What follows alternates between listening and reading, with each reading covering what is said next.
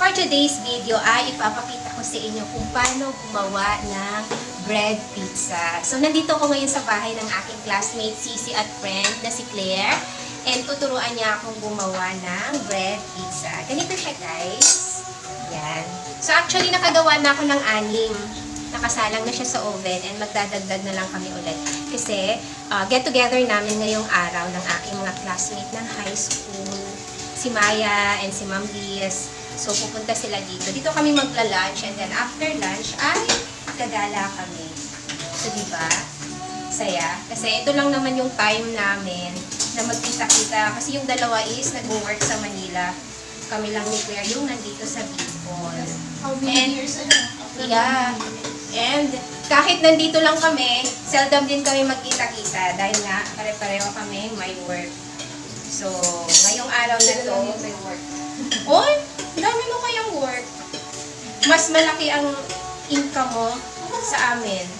Fixed lang yung income namin, pero mas malaki ang income mo. Yun. May kaibahan.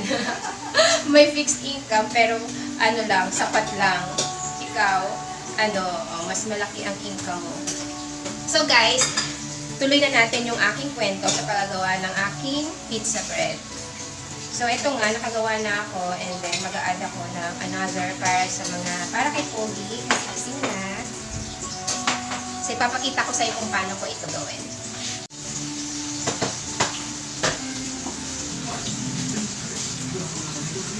So ito yung tasty bread. Ilalagay lang natin yung mga sobrang sauce. Tama ba dear? Sauce ang tawag dito, di ba?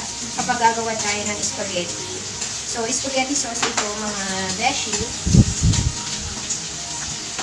Yan, maglalagay lang tayo. Yan. Yung sapat lang na hindi siya matapon. And then, lalagyan natin siya ng cheese after natin maglagay ng spaghetti sauce. Of course, meron itong mga hotdogs. And then, yung spaghetti sauce, meron na rin siyang cheese. Magdadagdag lang tayo ng cheese para cheesy. Diba? So, ganito lang siya kadali.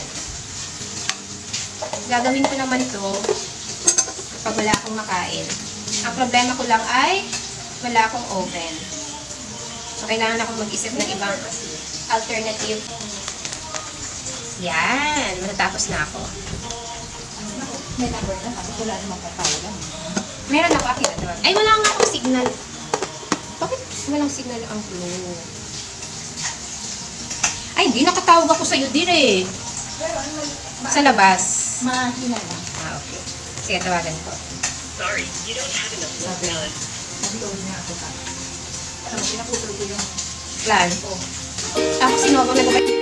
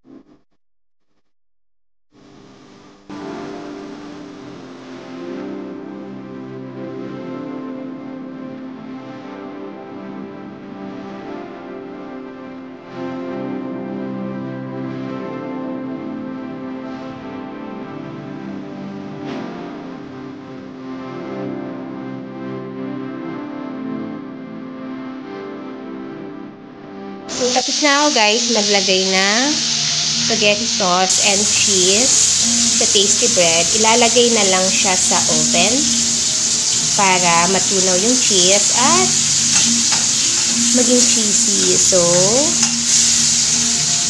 titignan natin yung ating finished product after natin siya ma-bake. A few moments later. Guys, so guys, ito ang finished product ng aking bread pizza. Sino birthday? O, diba tayo yung mag-ano? Wow, may brown rice. Talaga naman. Yes, healthy living. Wow.